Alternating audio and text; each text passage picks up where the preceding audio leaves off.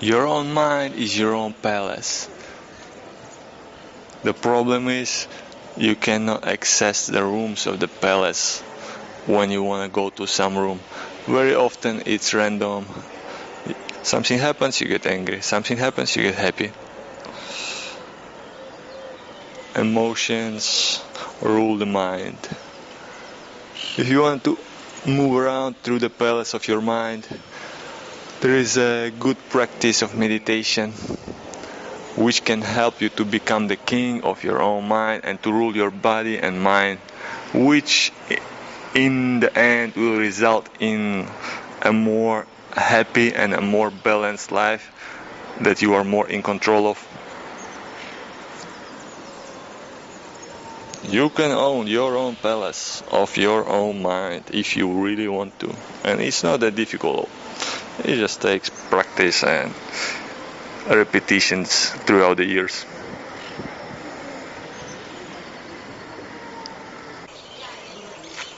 It's very easy to meditate once you understand what meditation is. The meditation is a practice of focusing the attention of the mind on the different regions of the brain, on the different emotions, on the different states, or focusing on nothing. Focusing into nothing to dissolve, to become relaxed and calm. This is one of the most practical ones.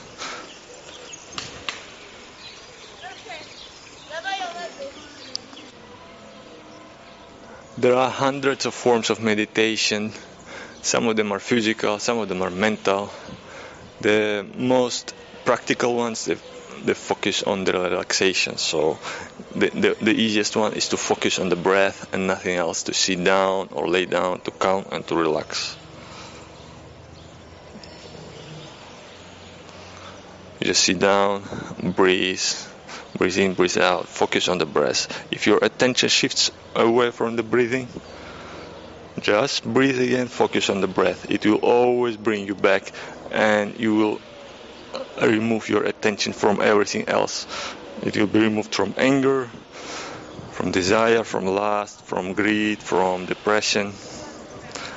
After a while, the mind starts to learn this trick and it becomes automatic, so you become automatically calm and return to this place of happiness and relaxation, and you will be flying in the sky of calmness, just like the helicopter over there.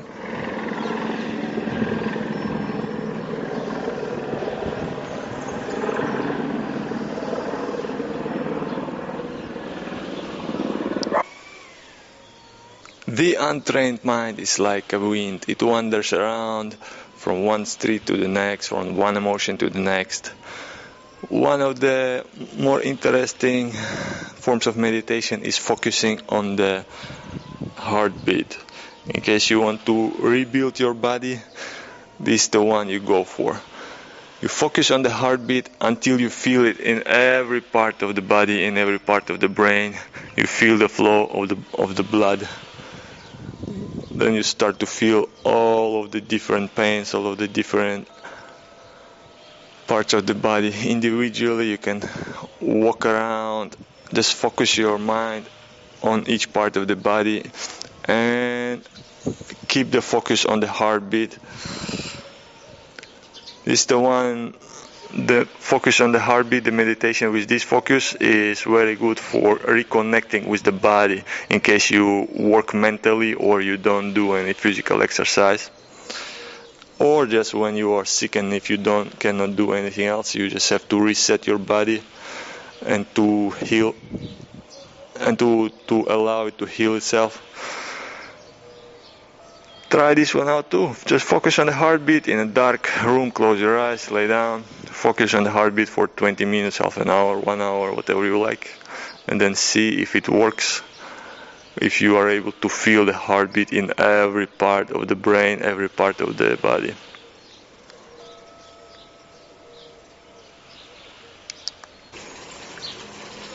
When we have a problem with the mental chatter, the chatter when the words just fly around the brain, you cannot stop thinking about something, or the words just fly around, you cannot sleep.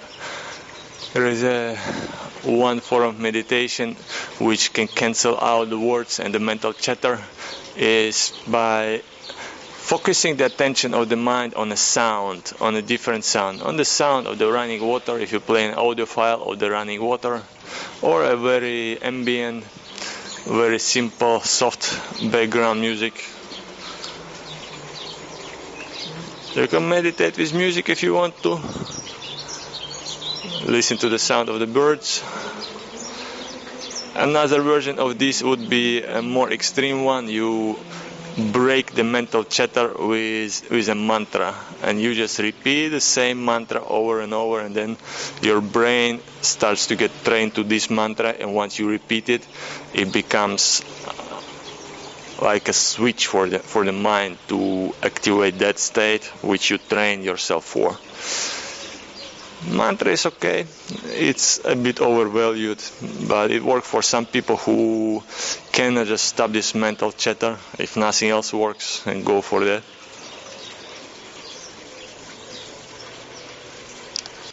Our mind is like a muscle.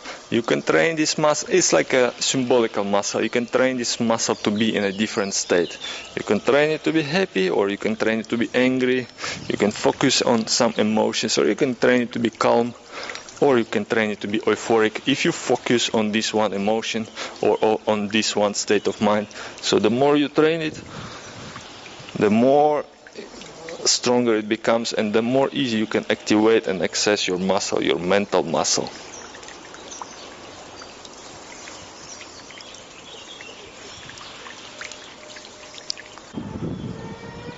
Our mind is like a machine.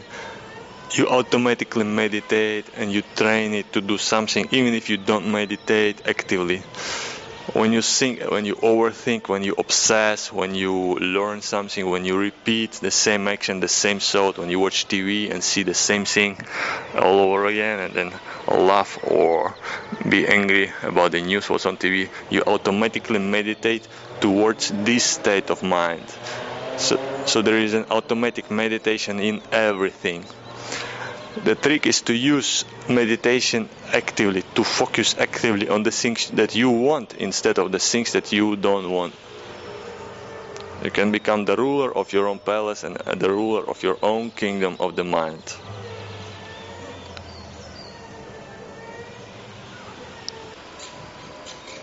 The main goal in life is to be happy.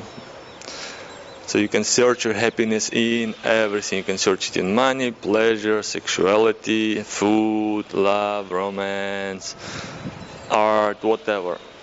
The true happiness is like a switch in the brain. You can be happy about anything, or you can be in the flow of happy. In order to be in this state of the happy, you need to practice this state of the happy more often. You need to focus on the things that are interesting, that are simple, that are happy, and that are making you happy, that are positive, instead of focusing on the negative. So one way to meditate is to acknowledge things. You just go around and look at stuff that's interesting and nice, happy. Just look at those flowers and then acknowledge that they are beautiful. Okay, they are beautiful. You go to there, see another flower. Oh, that's very beautiful. That's nice. Nothing to complain about. Look over there, more pink flowers. Nice. And this all while you do this is a form of meditation. You focus on the nice things and you become more aware of the nice things around you. You reshape and you rebuild your brain to activate the positive switch.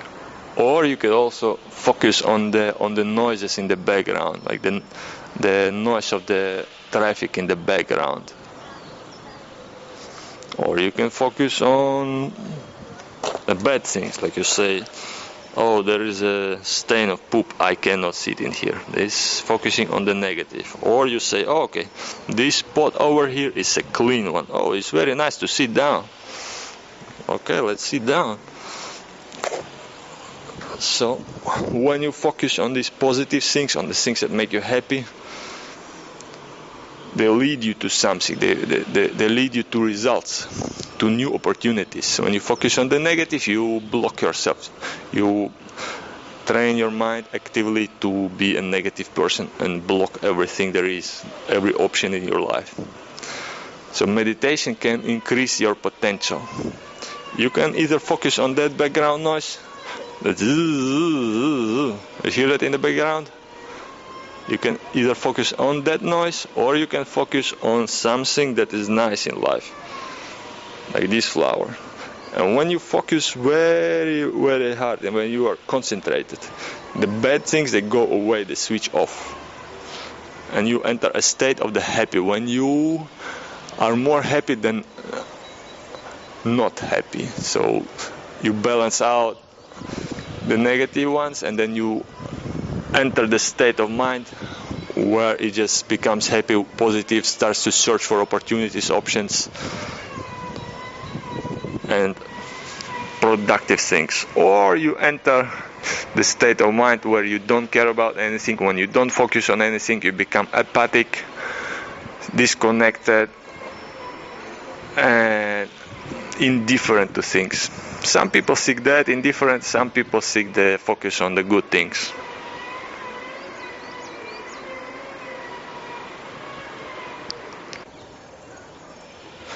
The mind and the memories are like the time machine. You can focus on the now, you can focus on the past, you can focus on the future in the sky. The most happy state is in the now, when you feel, when you experience, when you're satisfied with the things that are around you, instead of seeking the things that are in the future or might happen or might not happen. You are more happy in the now when you don't obsess about the things that are in the past, and you are more happy in the now when you allocate more time to the happy things in the now, instead of allocating the mental capacity to the sad things in the past. You can also be happy if you allocate your mental capacity to the happy things from the past. It's another way to go. Or you create an illusion and live in a dream. It's a happy dream. But the most productive way to be happy is just focus on the now, and to constantly try to be in the now. So some people use different techniques for being in the now. They just focus on the things around them, focus on the breath, focus on the heartbeat, or like those people over there, they run and they focus on every step. You focus on every step while running, which makes you being present in the now. It switches the brain to the now instead of the past or the future. You can be thinking about the future, you can be thinking about the past. It's nothing wrong. It's just wrong when you obsess about it. And if you want to be happy in the moment, if you want to live the moment when it's a good moment, then you need to practice. And we all need to practice for how to be in the now and how to enjoy when the moment is actually very nice to enjoy. Some people say, and the religious people say, that prayer or meditation is like a technique, like a method, or the thing that helps you to ascend to a higher state of mind. Maybe it's true, maybe not. The reality is that it's not an escalator, it's a mental focus. It's like a traveler, like the light that travels between the different regions of the brain, different emotions. You can focus on the things that make you funny, and then you constantly feel funny, as if you smoke marijuana that makes you funny. Let's say you smoke marijuana, and then you train your mind to always access this moment when you giggle. And when you are able to access this region of the brain that makes you giggle, you can even giggle without smoking marijuana. You just start to giggle and to whenever you start to access this region of the brain.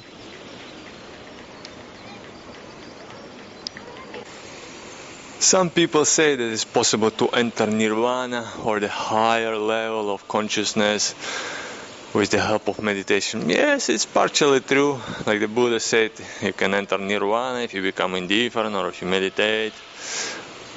The most obvious No, the most obvious concept about this is that you meditate your brain into the state where it naturally releases DMT.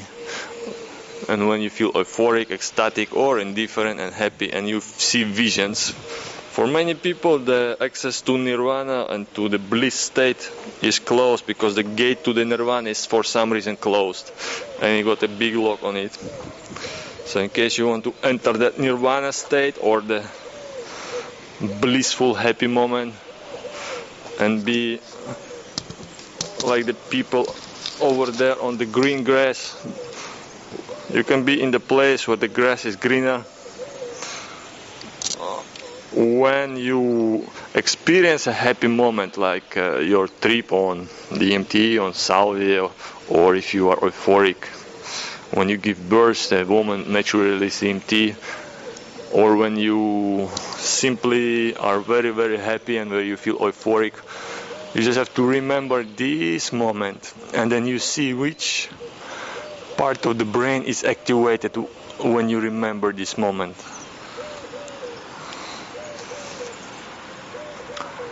Then your brain might actually release some DMT of this happy molecule or some serotonin, so you suddenly feel happy. And when you learn to access this part of the happy, you can automatically switch it on and off. The danger of this is that you can get a migraine from this happy. It's not a balanced state of mind, but it's also possible to get high just by meditation alone. It's possible to get very high by meditation alone. You can fly in the sky and you can see visions.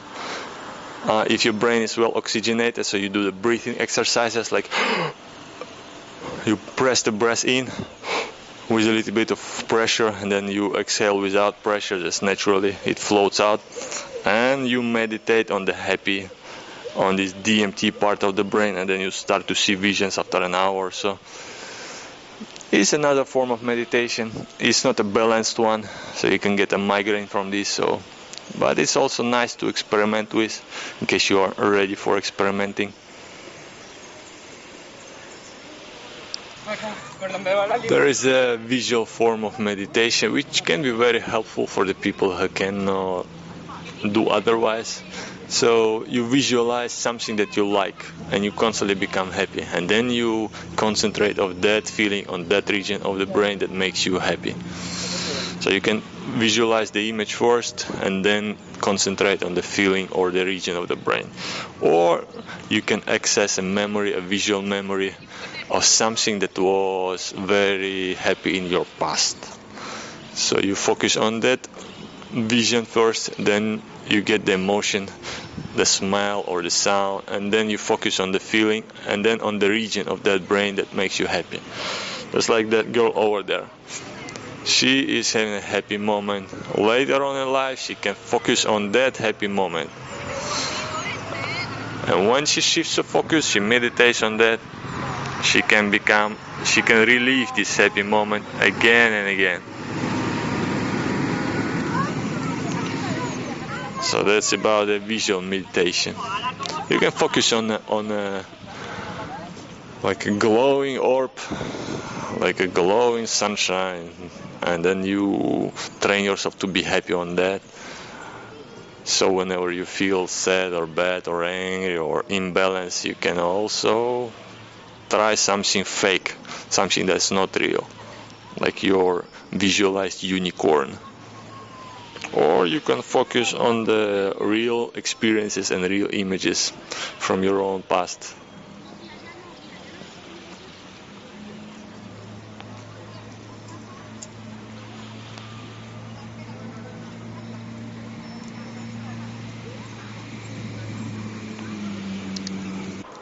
Our mind is like a large city with many buildings, with many memories, with many emotions, with many states: anger, love, fear, health, aggression, depression, happiness, the flow, indifference, sadness. There are many states of mind.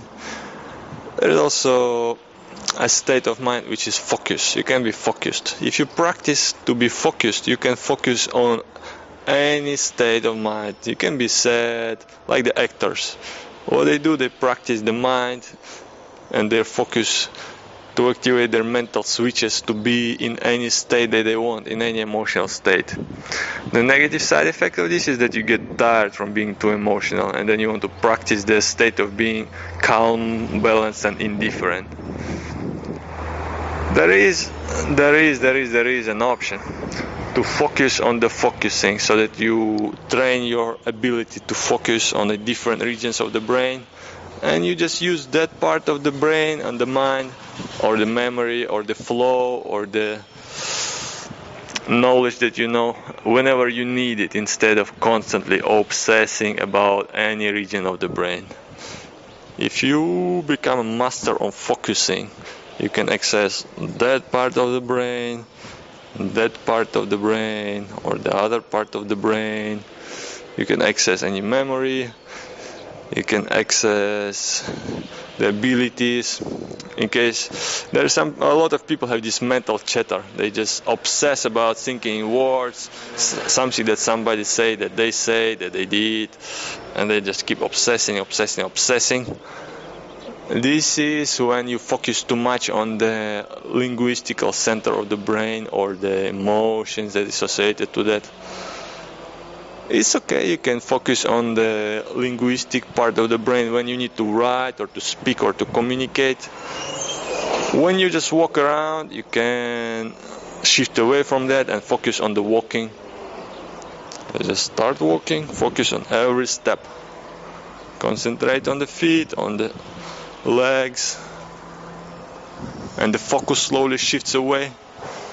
You look at the flowers, the focus shifts to the visual center, maybe the smell, the happiness. You don't say anything about the flowers mentally, then you don't access the linguistic part of the brain.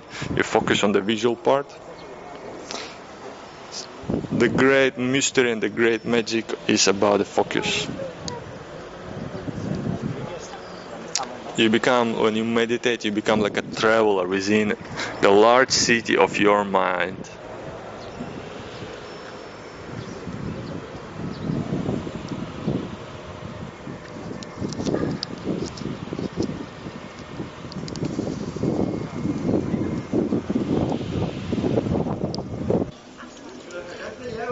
It is possible to use meditation during practice of sport. You can use sport as a form of meditation. When you're doing sports or something physically very complicated, you can enter the state of the flow. It's like a tunnel of focus. You focus on that one physical activity. You enter the tunnel. You don't see left, you don't see right, you only see straight in front of you. You're in the flow. When you practice a complicated sport, you enter this state of flow, you shift your focus and attention, and you become focused on the now, on the present. That's why many people use the sports as a form of meditation. So you enter the tunnel of the focus. There is an illusion to this, because life is more complicated than that. Sometimes there are things that are happening on the sides and you don't see them if you focus too much. If you're doing a simple task that is not complicated, not mixed, not diverse, then it's easy, it is good to focus on this one flow of thing. If you want to focus on awareness, you can practice awareness, just looking around, looking that way, everywhere. And then this will practice the mindfulness. You can practice the mindfulness or the focus by using a form of meditation as a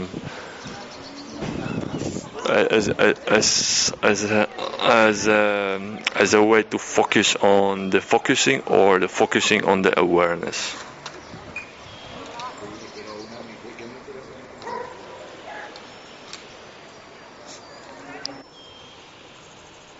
One of the most interesting things about the meditation that you practice, meditation of awareness, of inhaling the space around you. Some people call it's like that, embracing the space around you, or inhaling the space, or just refilling your soul with the surroundings. The best places for this are in nature, or some people like it in a crowded space, in the coffee, in the bar, in the theater, in the cinema, in the street, on the beach. So the way it works, you surround yourself with the space that you like. Flowers over here, palms over there, mountain or a hill, these trees. Very nice natural landscape. Some skyscrapers in the background. More flowers in the path. So you focus on all the things, you widen your attention to all of the things around, widen your attention on the smell. And when the attention is on everything, when it's widened to the maximum capacity, you just feel in the moment, in the present. You feel in this space. And once you are in this space, you can really inhale it and embrace it into your soul. You can import whatever is around you into your soul. That happens when you open yourself up. It's the same as if you embrace a person and you love this person, you build a relationship, everything, you open up yourself. You can also open yourself to the spaces and collect some very, very happy moments. Some people do it as a form of travel. They go to one beautiful place to the other beautiful, from one beautiful place to the other beautiful place, and they inhale these places into themselves, into their memories. And in order to improve the efficiency of this process, you need to actively practice this state of awareness, to meditate on it. So you can use a form of meditation for a better and more happy way to travel and a more happy way to live. Let's just lie down over there and inhale this space.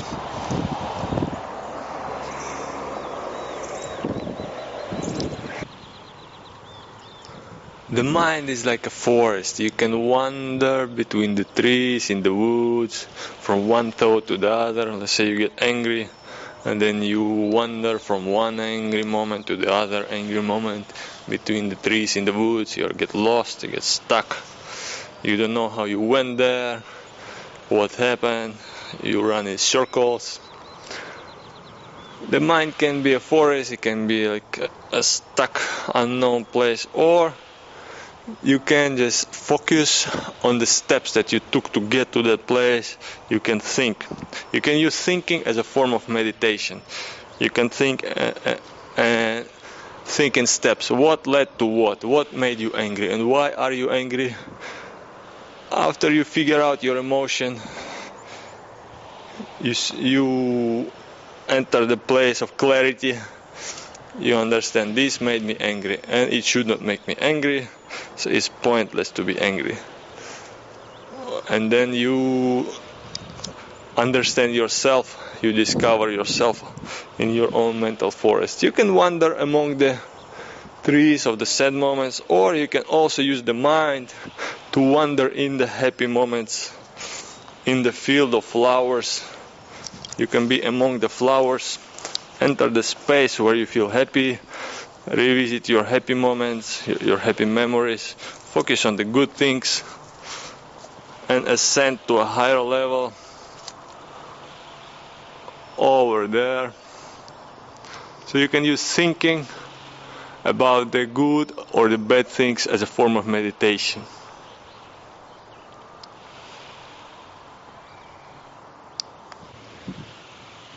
It is possible to use the meditation and the meditation practices as a form of medicine, just like it's possible to use the plants as a form of medicine. It's a mental medicine and a psychological medicine which helps you to get over your emotional pain, to to stop obsessing, to stop being in the negative, being depressed. Some people are able to find a resolution and their peace. So maybe a meditation can be that tool that you can use to exit depression, to exit the constant state of suffering, of mental, psychological suffering. It takes practice, it takes time, maybe years, but once you are done and the medicine works, you can enter the special place where everything is bright, futuristic, interesting, and special.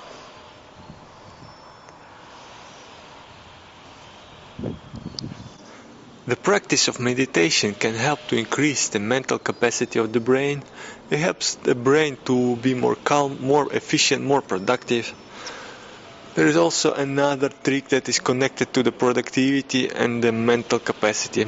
When you work and when you obsess over something, over an idea, or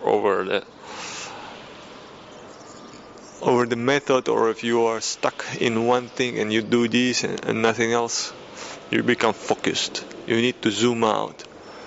So you lay down or you sit down, you meditate for 20 minutes, your awareness shifts out of the things that you are doing.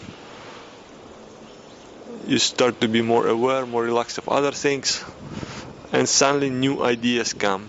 When new ideas come, you can build something new, you can construct a larger thing, a larger concept, a larger idea. In a way, when you relax your mind, then new ideas can appear. When you are relaxed,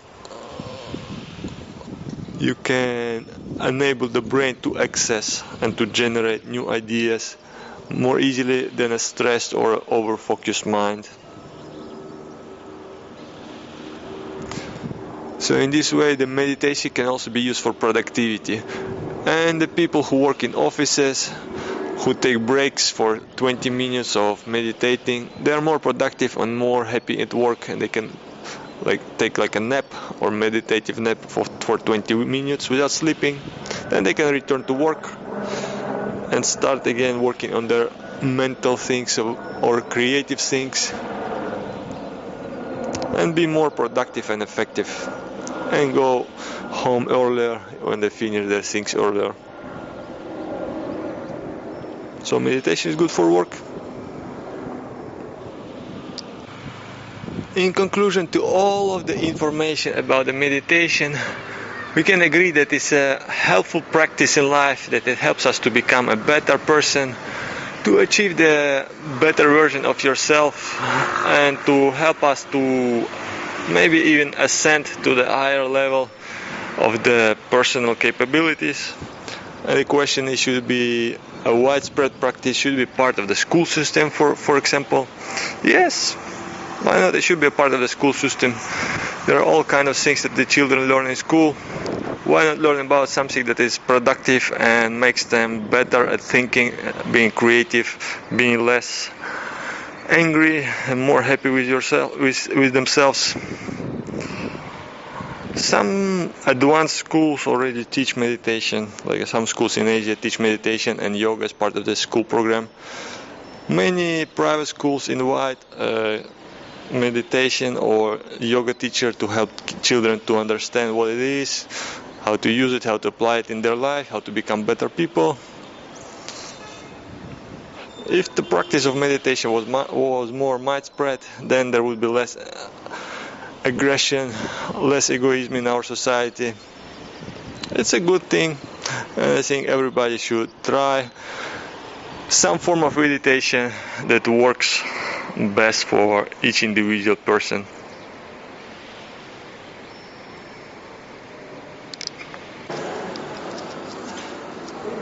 Those happy kids already are able to learn about meditation because meditation is part of their school program and it enhances creativity.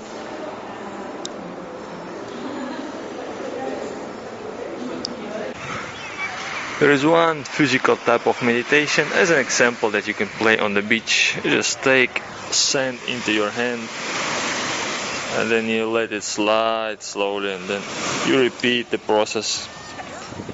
You space out, think about nothing, just feel the sand slow going through the hand, and repeat the process. The Buddhism, there is a way, the line of Buddhism where this method of meditation is used, but it's used with rice instead of sand. They take rice and they create this movement with a falling rice. They color the rice in colors and they call it crystals. It's not crystals, it's just rice. So this is, and also they repeat the mantra while doing this. So they practice this form of meditation.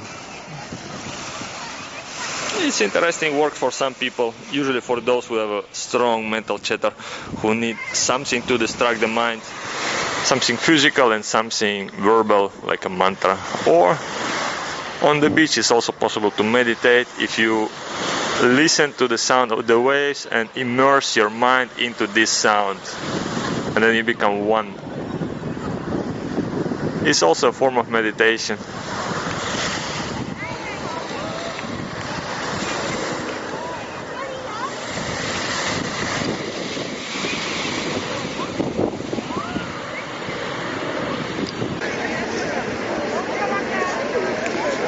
What we see in here are just a group of people who decided to meditate as a form of public demonstration in a very crowded space in the city center of Barcelona. A very noisy environment, dirty, crowded, and there is just a group of people who decided to show that there is a peaceful form of life, a meditative piece of life, just as a public demonstration, like a flash mob.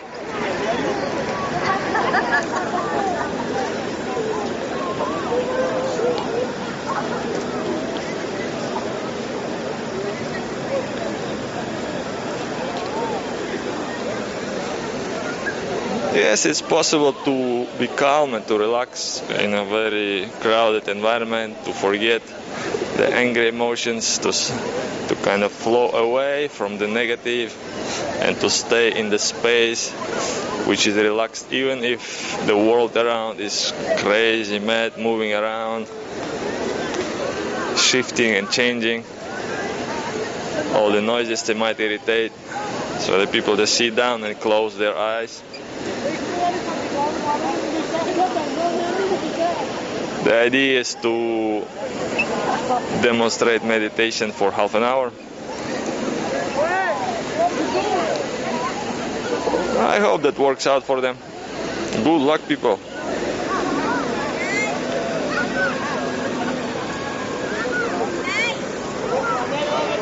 And this is how the crowded space is. 12 o'clock at noon.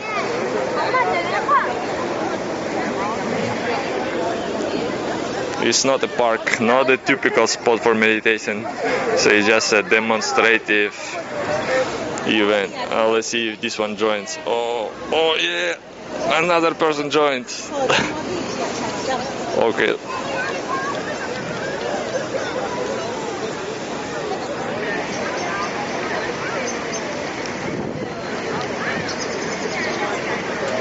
Okay, 20 minutes have passed. Now the meditation flash mob has grown to the twice of its original size.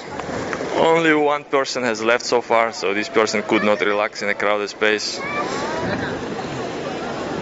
And then again, this is just for the demonstrative purposes. You don't have to meditate in any position.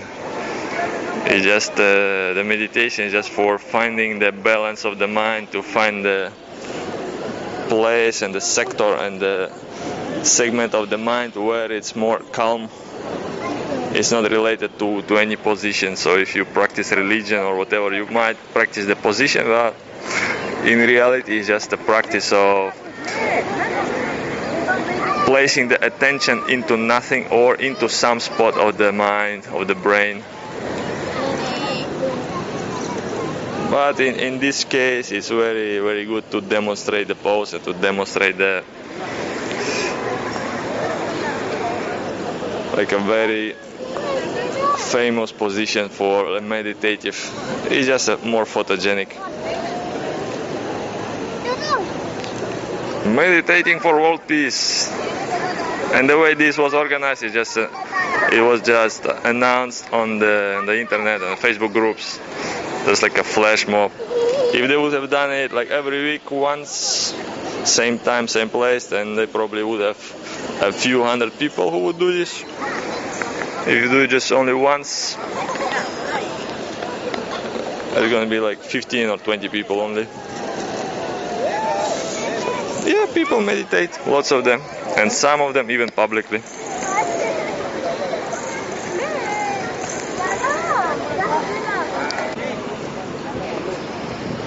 30 minutes after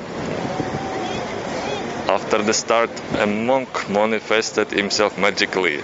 So in case you want to summon a Buddhist monk, you meditate for half an hour and the Buddhist monk will manifest itself out of nothing. Just by coincidence.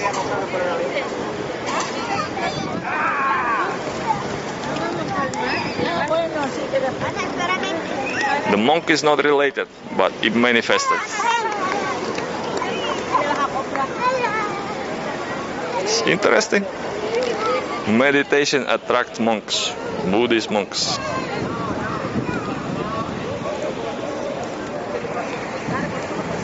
Even if unrelated. Oh yeah, now it's over. Starting to dissolve.